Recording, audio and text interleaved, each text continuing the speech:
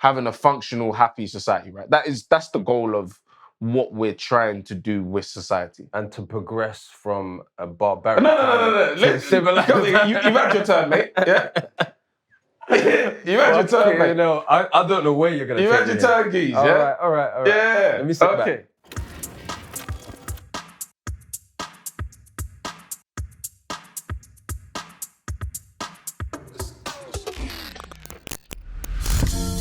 Yo, welcome to Think Twice. Thanks for joining us. However you're listening or watching us, we really do appreciate you and much love. My name is Ben Urbano, and I'm here with Sam Tef. And this is Think Twice. Thank you again. Today we're going to discuss quite a contentious topic. Hot one. Contentious, innit? You know, you have friends that are not with us. We have always felt strongly about how we are managed as a society. And I think it will be pretty interesting because today we're going to discuss punishment and justice. See how I built that one up? Yeah, that was good. I felt like I wanted to clap at the end and there's no one to clap. Like, you know what I mean? Like, I was going to get a woo. You put that in edit. Like, real talk. But yeah, we're going to discuss punishment and justice and probably some like ideologies and some theories and that we have that have developed our sort of stance on it. I think for me, when I think about punishment, the two philosophical branches that come to mind are consequentialism and retributivism. So my one was humanism. Really? But yeah, you didn't know about that. But I feel like I'm going to surprise you. Really? Let's start with the first question. Is the death penalty ever justified? Never. It's absolutely barbaric and it should be outlawed worldwide. As a form of sentencing, it doesn't achieve any of the goals that a justice system should have. And I think as an individual act, it is, like I said, barbaric. How do you feel? So, Tef called me during the week. And obviously, like, we sit down and we work on the questions and a couple of questions we think will be interesting and things we want to discuss. And Tef asked me, are we going to disagree on this one? And I said, nah. And at that point in the week, I wasn't lying. Like, I didn't think it was justified. Hey, now. And then as I sat down and I read more and more and more, I think there is a way it can be justified. Oh my God. I wasn't lying. I wasn't even lying at the time. I genuinely thought at the time it could never be justified, but I thought more and more. And yeah, definitely. So here what? What is the goal of society, right? To be happier and better and to keep having a functional, happy society, right? That's the goal of what we're trying to do with society. And to progress from a barbaric No. Let's civilized. You've had your turn, mate. Yeah. You've had your turn, mate. No, I don't know where you're going to take You've had your turn, Geese, yeah? All right. Yeah. Let me sit back. So, if we accept that we want a happier, better society, right? And we're constantly working to like sort of achieve that, and we've removed someone from that society because we're accepting that at this point this person is convicted, right? Like, we've removed this person from society for committing a crime, and what we have in society are the members of the victim's family, right? Okay. And if they can't contribute to a happier, better, more functional society because of what's happened, and they believe they need closure and then can contribute to society, I think it can be justified. If they need it, the victims' families.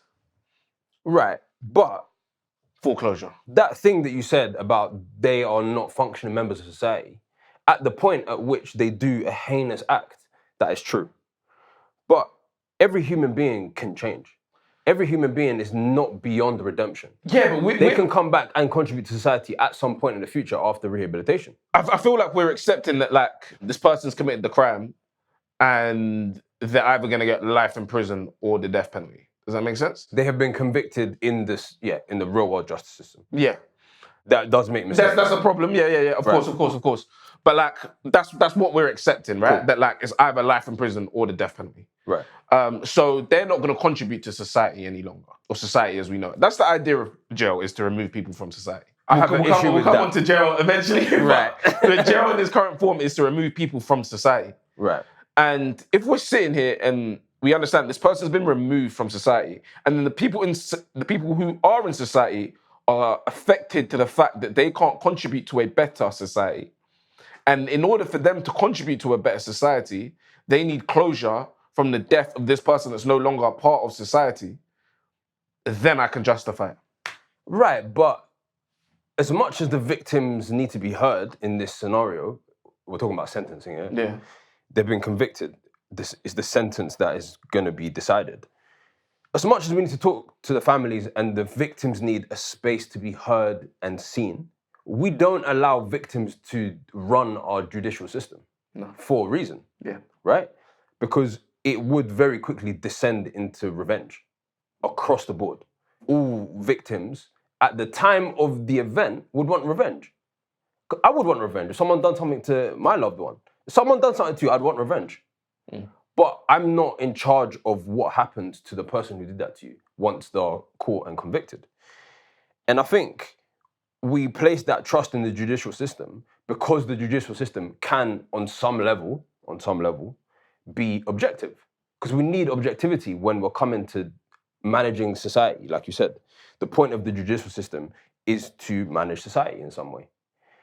So just because the family want the death penalty, it doesn't mean it should be done. It's not it's not justified. Of course. But we've accepted that the crime's so bad that this person will never see the light of day. Will never see the light of day for 1 hour a day. Right, but I challenge that assumption. Why? Because I don't necessarily think that should ever happen to someone. Okay, expand. I don't think that someone who's committed a heinous crime should never be allowed to reintegrate in society.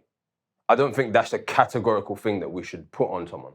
I think there always needs to be a route to reintegration and rehabilitation. Some people will never make it to rehabilitation, but the route has to be open for them. Do you genuinely believe that? Absolutely, I genuinely believe that. I want to believe that. Right. I feel like when I was doing my research, I wanted to get there. Right. And I might touch on something in the next question. And I wanted to get there that I don't actually want to say, because it's not that kind of show, so I don't want to say the type of crimes that could have been committed in order to receive the death penalty. But they have to be very horrible crimes in order to get there, right? Right. My question to you is... And I feel like you forfeited your right. You've forfeited your right to liberty at this point. That is somewhat understandable. But going back to my issue with the death penalty, my issue with what you said is that basically the only reason is if the families want it. If the families don't want it, you wouldn't do it. Yeah. But how can we trust the victims to take the big picture into account? They don't need to. So you want to mete out justice with a narrow view. You don't I want you to what? Are you asking the justice system to apply the death penalty with a narrow view without taking the big picture into consideration? Well, once we've confirmed that it's going to be life in prison or the death penalty. Again, I reject that. I reject that. I'm saying, how should society deal with serious, heinous crimes, right? And my argument is that it should never be the death penalty. Your argument is that sometimes in the worst cases, and if the family want it, it should be. Not even sometimes in the worst cases. It's if the family want it. Oh my God. So it's worse. It's more often than I said. No. What I'm saying is essentially if the crime fits the bill, if it meets the criteria, right, and then the family want it, then yes. But wouldn't the family always want that? That's the thing. I don't think they would. I personally, for example, wouldn't. But the idea that... Do you see the problem with revenge though? Of course I do, but do you see... So why would you want that? Do you see the huge problem with the fact that you have members of society struggling to be good members of society because of something that's happened to them, and in order for them to get their closure, they feel they need something in order to get that, and then you still deny that to them. And they're the members of society you're supposed to protect and manage. I get that, but to me, that's a misunderstanding of how grief works. I don't think when you go eye for an eye, it helps you process your grief any better. I think your issue here, or the issue I'm finding with what you're saying is essentially that you can make decisions for how other people feel. And I strongly, strongly disagree with that notion. No, that's not. I'll be fair. I didn't think you were gonna answer yes. I did prep just with some counterpoints, just in case. But I deleted my prep. I was like, Benz ain't gonna do that. Benz ain't going down that road. And this is like what I've written down. I've written down here. Sort of like, do I think it's justified for retribution? No. Or for public safety? No. But do I think it improves or has the opportunity to improve society or functioning members of society? Yeah. And then I think then it can be justified. Let's take it a step further. Would you have it reintegrated into the UK justice system? This is the key question. It's a different question. But be for real. My be fucking for real. My answer would be no. Thank you. So we're not too far apart. Yeah. Right. But it can be justified. It could be justified if you're twisted enough. And then I justified it. Nah, bro. Also, think about wrongful conviction. I know. Right. I know all of these things. But what, you're just going to ignore them? But I think that, like, we can't take it away from somebody who feels they cannot progress in their life as a member of society because someone's done something to them and they can't get their closure. I don't think that's right. And if they feel they need to get their closure through the death penalty, so be it. Like, if that's the way they process it, that's the way they process it. So you see those people that feel like they need the death penalty for closure. If they lived in a different country that didn't have the death penalty, do you think they could never get closure? I imagine that over time and the way they sort of process their emotions, grief, and this particular situation would have developed differently. Right, it would have contextualized to their geographical location. Right. So why can't we just do that and provide that context worldwide? That's just not on the table. And the context in which people see grief and closure is now changed so that that's never on the cards. Do you see what I'm saying? We could do that, right? You could try. I think that's what's actually happened in the real world. The death penalty has been outlawed across most of the civilized Western world, and victims have re-evaluated what closure is to them. We also know that revenge is a pretty poor way to process grief. Like, that's been shown in studies. Yeah, but what I'm saying is closure and revenge aren't the same thing. I guess what you're saying is that some people need revenge for closure, though. No. That's not what I'm saying. If the family of a victim... Are you going to tell me how someone else feels again? No. Okay. You're telling me how the family feels. I'm just saying, you're going to tell me how someone else might feel. It's fine. Continue, though. Yes. You are. Okay. I think if the victim's family has restoration and rehabilitation, those are better routes to dealing with the grief and the damage that's been done to them than revenge. Don't you think? Oh, most definitely. Right. But I don't think revenge and closure are the same thing. But if a family of a victim wants the death penalty for the perpetrator, how is that not revenge? I sort of see it as the closing of a cycle for them, probably. They no longer see it as a human who is thinking about something that they've done. Right. Which you think about the fact that that person's thinking about it, or the fact that that person may eat something they like, which stops you or doesn't allow you to now get closure. And the idea that those things can't happen and you can literally put it away, it gives people closure and allows them to move on. That's what I'm suggesting. But we should move on now. That was contentious, but we have to move on. Shocker from you. Absolute shocker. I actually think most people would agree with me, you know? But that's we're not, because I've explained it well. You've explained it well, to be fair. I reverse engineered it, and I think I did an absolutely fabulous job on that one, if I'm honest. The people will tell us. I can't believe you said yes. On to question 2. Is jail time an effective response for serious crime? No. to me, prison doesn't deal with crime effectively. It doesn't tackle the root cause of crime. It doesn't rehabilitate offenders. And it doesn't restore the impact of the original crime that was done. So for me, prison is not effective. I imagine you're going to disagree with me now. Weird, because I actually had this conversation with someone yesterday, and I was like you. I said no. And I've told Tef, this episode has been a lot for me. In like challenging what I actually believe and what I actually think I have an established opinion on. That's good.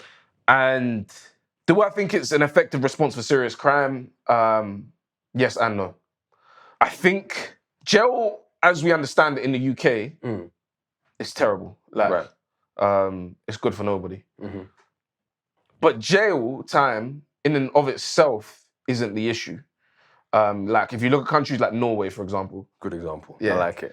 Thank you. If you look at countries like Norway, for example, Norway basically, like, they had a system that was similar to the US system for a while. And they overhauled that system, I think, in the 70s or 80s. And they basically turned it into like a rehabilitation period of someone's life when they get sentenced. And they had the sentencing at a maximum of 21 years. Now they've changed it to 30, but even to get 30, it has to be like terrorism, for example. And people don't get longer. And their reoffending rate's the lowest. Whilst like the UK, for example, if you serve like a custodial sentence for, I think around about 12 months or just under 12 months, the reoffending rate is like 53.7% or something ridiculous like that. Yeah. So it's basically like the idea that jail time can work in a particular scenario, fabulous. But what I struggle with is non-violent crimes being considered serious offences in which people receive jail time for. Absolutely. For example, like drugs. I don't think people should go to jail for drugs. Like, absolutely, if I'm perfectly honest. I think basically all drug offences need to be decriminalised. I'd probably go a bit further than you on that point, but yeah, a little bit further. Because we must understand that, like, when people receive sentences for like drug-related crimes, sure, it's not essentially just the drugs involved. Like, it's the activity that comes with illegal work. Yeah, do you know what I mean? Yeah. So like, essentially, if you're doing illegal work or you're involved in illegal work, you can then behave illegally. Not that I think the law is like a good barometer for morality, but like, you can then behave illegally as well. Do you get what I mean? Like, and that's what I think is like part in that sentence. Like, but I don't think you should go to jail for drug-related crimes. Anyway. Yeah, exactly. And I think to continue on the point about drugs, I think what I would do is decriminalize drugs more generally.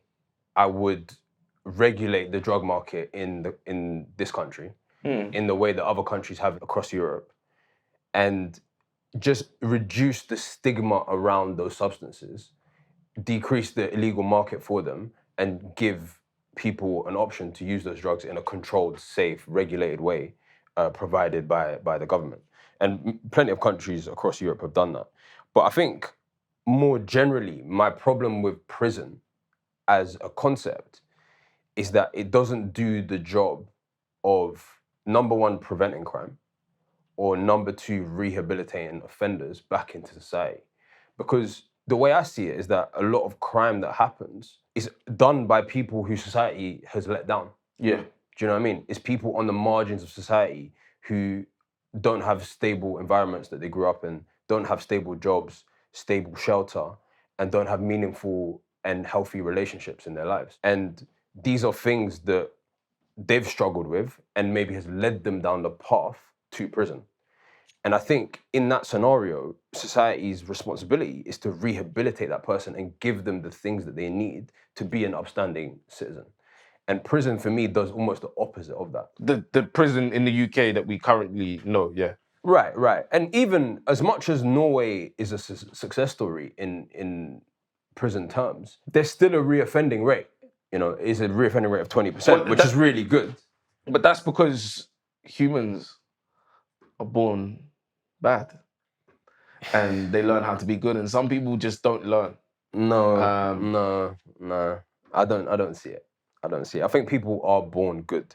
And this is a key difference between me and Benz that you lot will come to understand. Should understand by now. I mean, if you're watching enough. Like. But I think people are born good and are corrupted by society.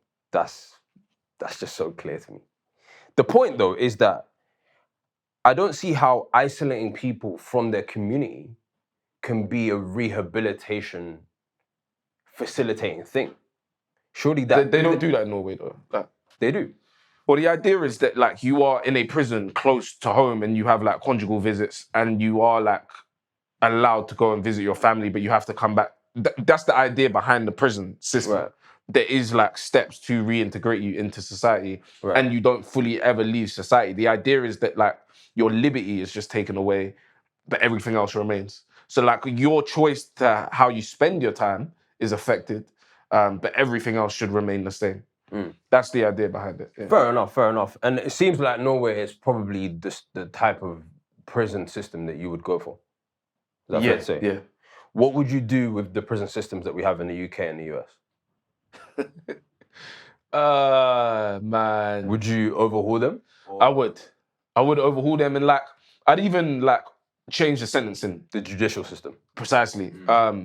Like, I just don't see how we're gonna be able to continue if you imprison people for crimes like drugs, for example. I just don't know how you can then have a good prison system, because people automatically do feel hard done by. And so if you have a fair judicial system alongside a rehabilitative process to integrate into society, those are probably the two things of how I would overhaul the current system. Yeah. It's easier said than done, like, obviously, and it's never going to be my job ever, in Jesus' name. But yeah, that's basically it. Yeah. And to provide some context, the US, which you mentioned that Norway moved from a US system to their own rehabilitative system. Yeah.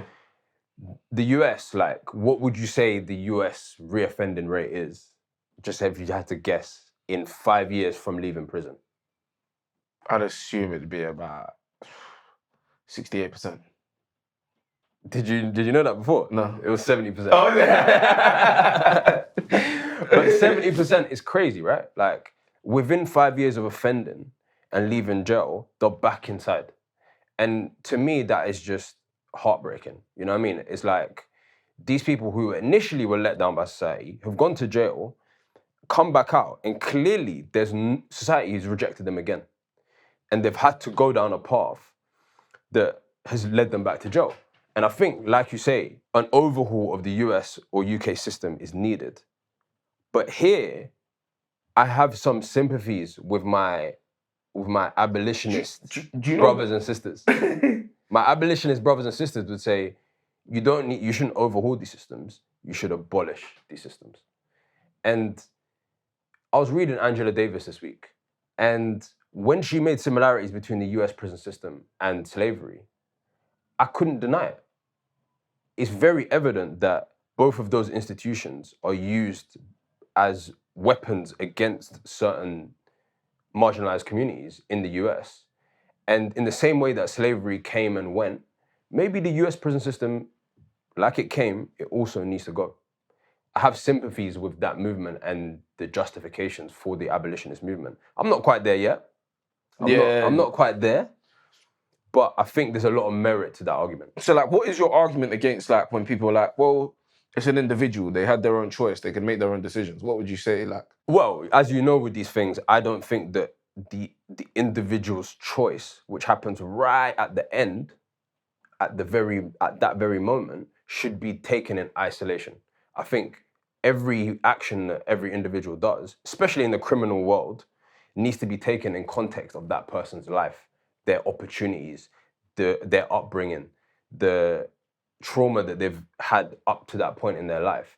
And I think when you take all of that into account, you can see how someone who's been let down by society and has been neglected those key things they needed in early life can make poor decisions later in life because they don't have the tools or the capacity to do that. But they did make that decision. So, like, how would you then reverse that?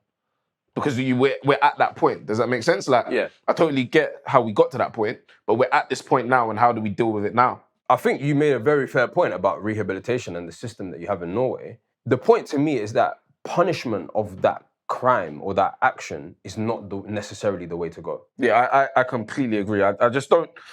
I was listening to something earlier and they were talking about how punishment is essential for people who commit crimes. Right. You disagreed. And I couldn't disagree more.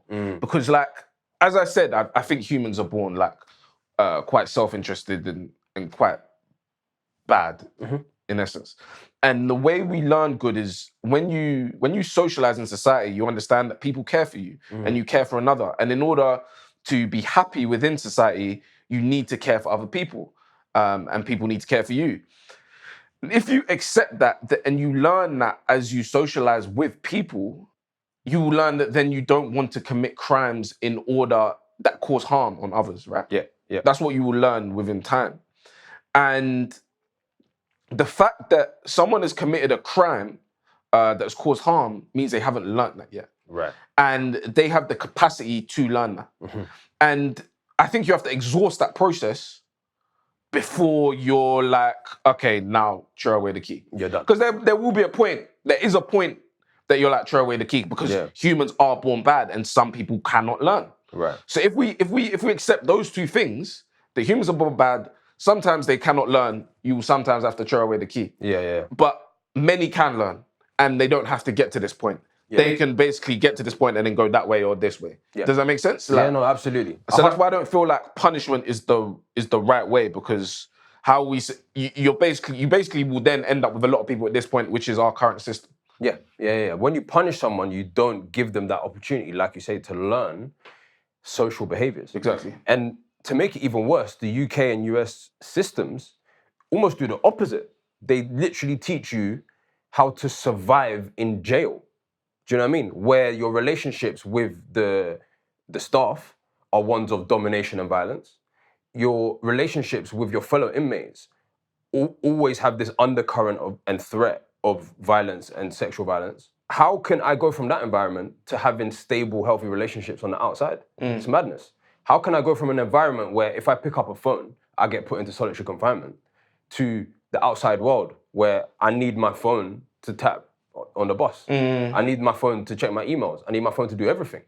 So these environments quite clearly aren't designed to rehabilitate prisoners and, like you say, give them that opportunity to learn social behaviors. Yeah, 100%. It's a very bleak situation, jail, right now in the UK and US. And something very drastic, I think, might need to be done. Yeah. Not abolition, but yeah. Anyway, let's move forward.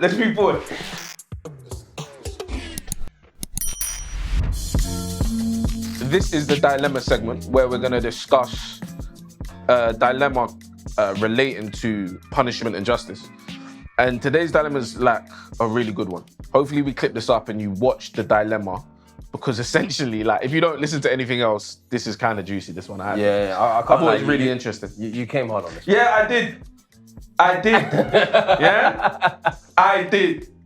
So don't worry, bro. You get your fuck right. It's okay. You'll get some. Alright, let's go.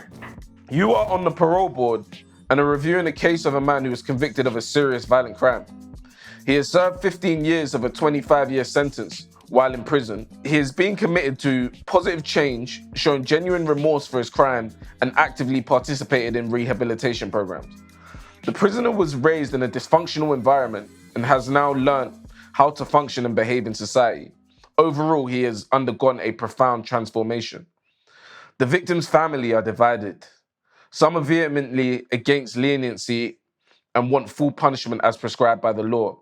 Others are influenced by the transformation of the offender and believe this is an opportunity for redemption and forgiveness. You have the deciding vote. Do you vote for parole or against parole? Release that man. Release him. I vote for parole. Why? Fundamentally, he's ready to become an upstanding member of society. And his time has come. He's in front of the parole board. He's done the work in his power to prepare himself for society. It's time to reintegrate into society. No? You don't think so? I actually don't know. Really? As you were talking there, You know when I touch my face like that, I said my mind's just changing again. Because I'm really torn. Yeah. As we discussed probably earlier on, I rely heavily on the individuals involved and how they feel about it to then guide my decision. Victim family here. Precisely.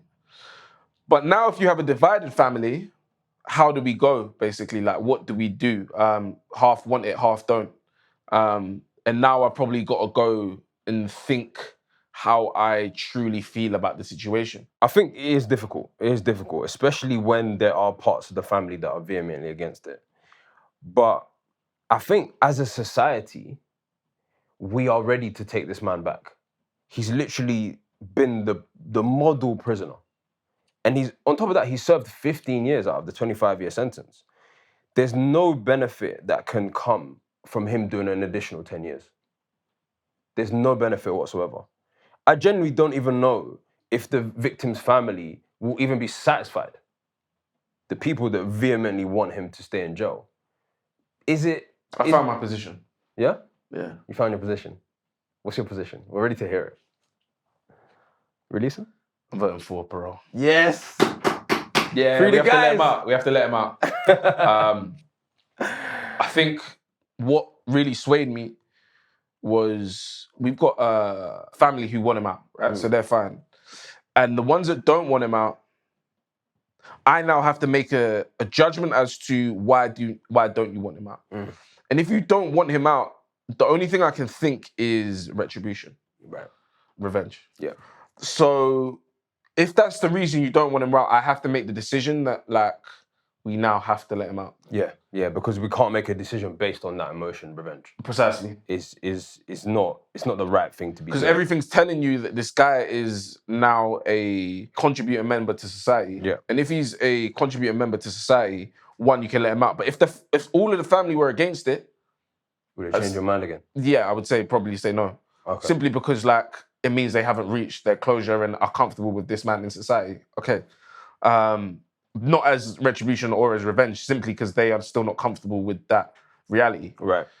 If half of the family are okay with it, then so be it. The part that aren't, may never be. And if they're never going to be, then you have to let this man free. Yeah, because what we're doing, like, if we don't parole this guy, who are we gonna parole? Exactly. He's literally the model for what you want someone who has committed a serious crime, how you want them to act. He's a model for that.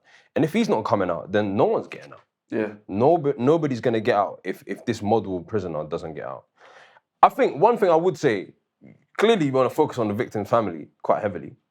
One thing I would say that, you know, there's merit to that. There's displaying a lot of compassion and empathy for Yeah, I the care about my other people then. Yeah, I hear that. But, you know, society at large is expecting the judicial system to stay objective. And I think overbearing on the victim's family just starts to make it... I can't lie. I think reactive. I think this is like a thought that I haven't fully developed. Right. But you can hold it. You don't have to drop it. No. I think there's something genuinely wrong with systems like that. Right. Systems that rely on the system for the outcome.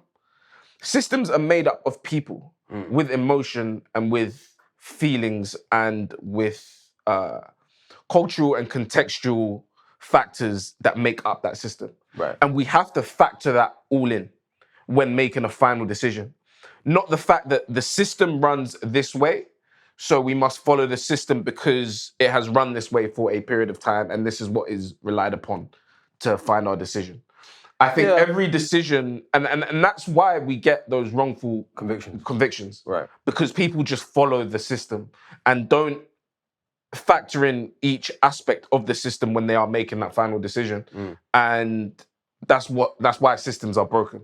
That's a fair point. That's a fair point. And really, to double down on your point, I think a lot of these systems are inherently racist, inherently discriminatory, because they operate in a society that are those things. So the judicial system will unfairly punish minorities, and that is baked into the way the judicial system works. So I do think you're absolutely right. Like, we can't just let the system just run unabated and just be like, the system is the system is the Bible. But in this scenario, the reason why I want to opt for objectivity is that in the family subjectivity, there's going to be a lot of anger and revenge. And I think that's the natural human emotion to have when a serious act of violence has been committed against your family member or someone that you love. The human thing to do is to have revenge and violence on your heart. I would have that on my heart. So I want to remove those emotions. Not all emotion and all subjectivity, just remove those ones, because I don't think those ones are particularly helpful. So, that was a good one. We lived up to it, innit? We did, innit? That was good, that was good. But yeah, thank you for joining us. See you soon and much love. Think twice. See you next week.